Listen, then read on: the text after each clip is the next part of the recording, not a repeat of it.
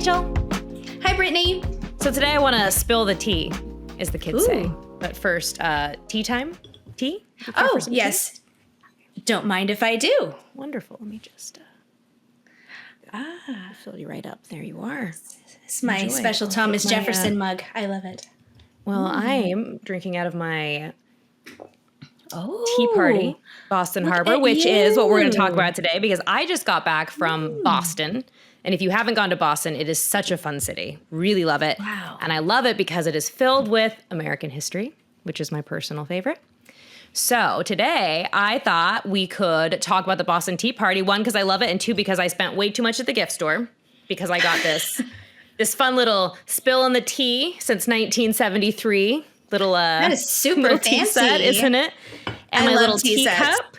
I love tea sets, and you know what I love even more than tea sets is a little civil disobedience. So I thought this is perfect. I want to pull up some notes because I want to make sure I get this all right. But so the Boston Tea Party, I think when we think about it, we think of like the pictures we've seen of the Sons of Liberty, these rebels dressed up like Mohawk Indians, right? Throwing the tea off. And that's one of those things that we associate with the slogan. Do you know what the slogan is? No taxation without representation. Yeah. So this happened in December 1773, which was obviously 3 years before the Declaration, but also real cold. Think about what it would have been like to not be wearing a lot of clothes because you're dressed like a Mohawk Indian in the middle of the Boston Harbor. That part gets me the most. Have you been to the East Coast in December? When I was little, but yeah, it's bitter. It's bitter cold, and it's like a wet cold, so it just sinks into your bones. It is. So I'm going to take a look. I want to get the timeline right, so I'm going to take a look at my notes while I tell you this. So I want to go through the time of like all the bad acts, like the Stamp Act and the Intolerable Acts that happened that led up to this big moment, the Boston Tea Party, which was this crazy moment in history that was really like one of the final straws. So, okay. They had had enough. So 1765, the Stamp Act comes about. Okay. And the Stamp Act was when they're like, okay, we're going to put like taxes on all printed material. So it wasn't like stamps, how you go to the store today and you're like, oh, I need to buy a stamp, if you still do that. I don't know if people still, I don't know that I've ever actually had to buy a stamp now that I think about it. I send a lot more emails these days. Yeah. It was on like all printed, like newspapers, you had to pay a tax. And it's not a huge deal, right? Like, why were they making such a fuss about it? Why get so worked up? Well, this was the first real time that they had been like taxed by Britain because Britain didn't really pay a lot of attention to the colonists, which was good for them, right? They were able to build their own, world here. And then the French and Indian War happened, sometimes called the 7 Years' War. And I think we're going to do an episode about that later because it's one of those wars that I'm just now starting to learn more about because you hear about it, but it's not the one that sticks out to me. I love this movie based off a book called The Last of the Mohicans, and that's about the French and Indian War. And the other day I was watching it. I'm like, movie. It is a great music too. My favorite music. We could talk about that later. That's one of my favorite soundtracks of all time. So the Stamp Act was the first time that Britain's like, well, now we're in so much debt from the war. I forgot we got those colonists over there. Maybe we can just start taxing them more. We'll pay off our debts. Everybody wins. Well, guess who wasn't okay with that?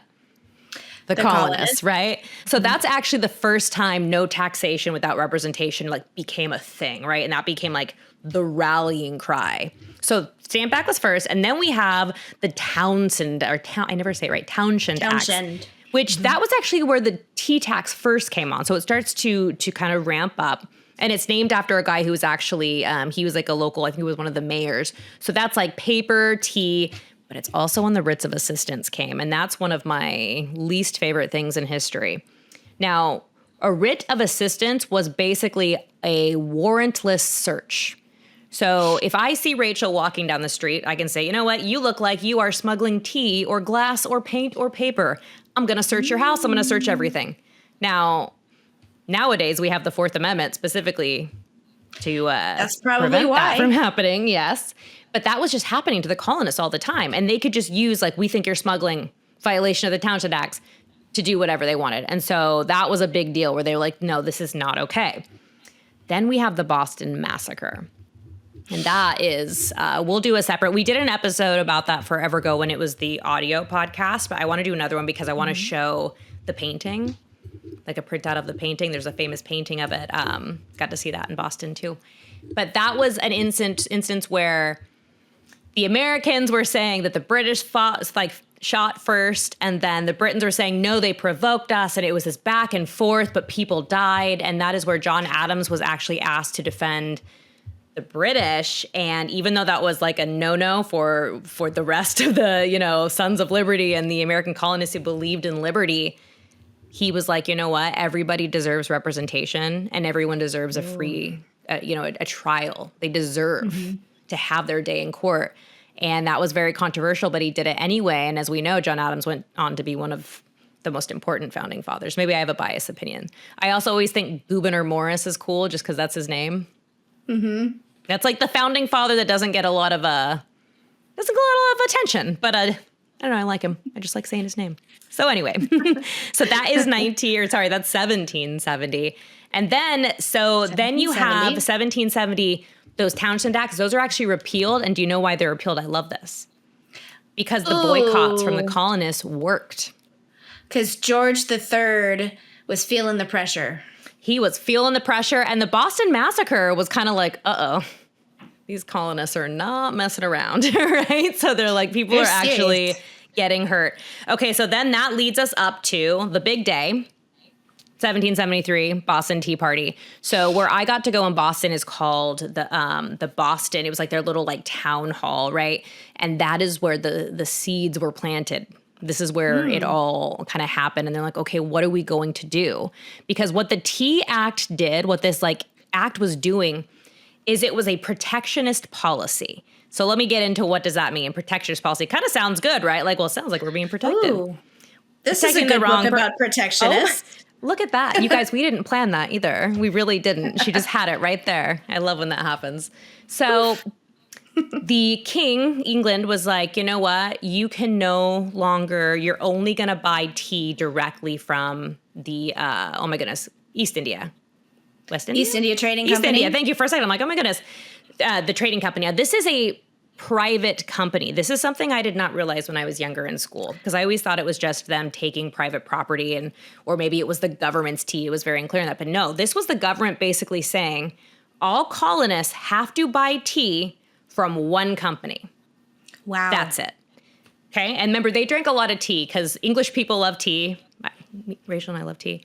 But, you have to think about this, how much of American culture in those early days was actually impacted by British culture, right? Because they're still living under British rule. So they probably actually spoke with British accents. That's actually a very interesting thing. Side note, I don't know if you know this, Rachel, of like what Thomas Jefferson would have sounded like or what the founders would have sounded like. Because they would have had like hints of British accents, which is interesting. That's interesting to think about. Yeah. Because think about it, everyone. Oh, go on. I have a rabbit trail, but I read somewhere that in Shakespeare's day, they talk like pirates. Because if you look at how Shakespeare rhymes, it's like you have to talk like a pirate for it to work. So anyway, that's funny. No, that sounds accurate. So this really angered the colonists who were smugglers. And I know we hear smugglers and we think actually pirate, right? Or you think like, okay, that's someone selling their things on the black market. But a lot of colonists did this, but a lot of that was because the laws were so strict that they actually weren't able to be entrepreneurs because the government was making all these rules. So a lot of them were smugglers. That's how they were making their money and feeding their family. And what do you think one of their biggest products was? Tea. Because they loved their tea. So this was just the straw that broke the camel's back, as my mother used to say when we were growing up. And that was when the Sons of Liberty, and they're like the rebellious party. So you have John Adams, who is actually very like logical and level-headed. He had his own little temper. But as far as like before he would go to war or something, right, he would want to talk it out, which he did. But then you have Sam Adams, his cousin. And Sam Adams is like the rebel, right? He's like, the long hair, doesn't care, he's the rebel of the two. I think he'd probably actually be the cooler one to hang out with, but I love John Adams.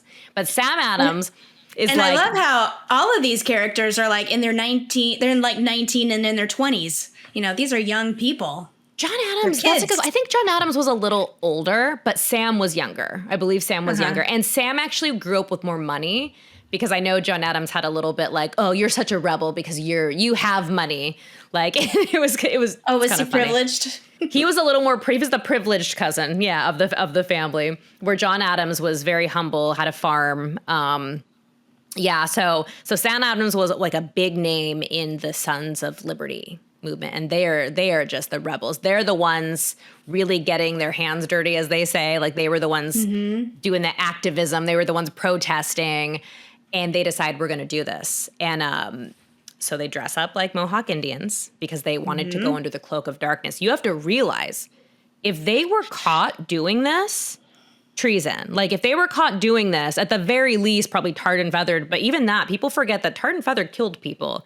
I know in school I wasn't taught that, but that's when you would put hot tar on someone, and then cover them in feathers. Like this was a real punishment back then. Yeah, so they die in a very, very humiliating and torturous way. It's not fun at all. No, and the colonists did this to the British. It's not good when anybody does it, for the record. No. But they would have been, tried for treason. You didn't do that. And they did it because it was important to them, because this was an act of saying, no, you left us alone forever. You let us do our thing. We were doing our thing. We were thriving. And all of a sudden you're putting all these, what they later named the intolerable acts, right? You're putting all these restrictions on us and we can't take it. Enough is enough. We're done. And so they throw the tea off. I think I read somewhere that it ended up, the dollar amount would have equaled to like $1 million or something dollars in our money today of the damage they did, because they threw all this tea into the ocean. So tea gets wet. Tea isn't useful anymore. So then they ran back and quickly got out of all the makeup and costumes they were in. And then we're just kind of like, what was going on? What happened? In their regular clothes, because they had to pretend that they weren't involved in it. Wow. Yeah. So that was one of like the final straws leading up to the Revolutionary War, which we know happened 3 years later. Is that why they dressed up like the Mohawk Indians, so that just in case they got caught, then it wouldn't look bad on the other Sons of Liberty? Yeah, they didn't want anyone to know who it was. And think about it. Your first clue of who did it is going to be Sons of Liberty, right? Because they were the ones who were known. So I don't think the British ever thought it was Mohawk Indians, and I don't even know if that was even, I don't think Sons of Liberty meant for them to really think that's who they were, because that wouldn't get the point across for the protest. But it kept them hidden, right? It's like It's like how you see robbers wearing ski masks today. Yeah. Hopefully not. Okay. Hopefully you don't see that. But Hopefully not. yeah, and we did an episode again years ago, but of one of my favorite American founding ladies. She was called the mother of the Tea Party, and we'll have to do another little refresher on that. But she's the one who, after the Tea Party, they all came and they were wearing their makeup and everything. They got their makeup on in her kitchen, and then they came back to her house after, and she had water boiling to help them get out of their makeup really quickly, because when the British soldiers came by, they're like, "Oh no, we've just been here the whole time." Just What was her name? Kitchen. It's funny, like I would have been able to tell you if you didn't, but if you Google the mother of the Tea Party, she comes up. I know it's ridiculous, and I was like, oh, she's my favorite, and it just slipped my mind. So yeah, that's some Tea Party 101. Please look up more. There's so many cool things. But yeah, so that is the start of the war, and we'll leave it there. Cheers, Rachel. Cheers. I was trying to cheers you. It didn't work. It's okay. It almost did. We'll leave it there. Please don't forget to like and subscribe and share this podcast with your friends. And until next time, we will talk to you later. See you later.